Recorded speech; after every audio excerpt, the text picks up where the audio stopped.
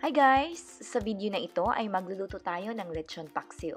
Ito yung simpleng version ko ng recipe na ito, pero masarap talaga siya.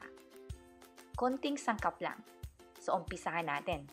So, kailangan nyo ng, of course, the pork lechon, suka, soy sauce, water, no, this is soda, 7-Up, at saka water, bawang, at pamintang dahon, and of course, pamintang durog.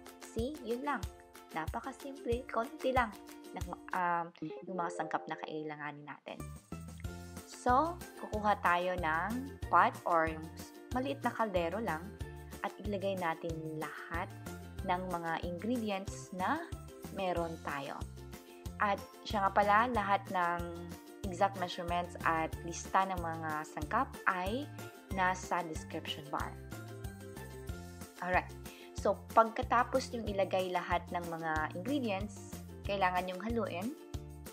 At ito yung kinalabasan after mahalo lahat ng mga ingredients.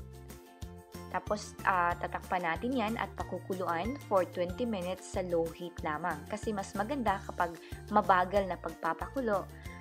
And then, after 20 minutes, haluin natin. Adjust mo yung lasa kung kailangan. Tapos, i-continue nyo pang lutuin for another 20 to 30 minutes on low heat. Ito yung ginagawa ko kasi ayaw ko ng makunat na balat.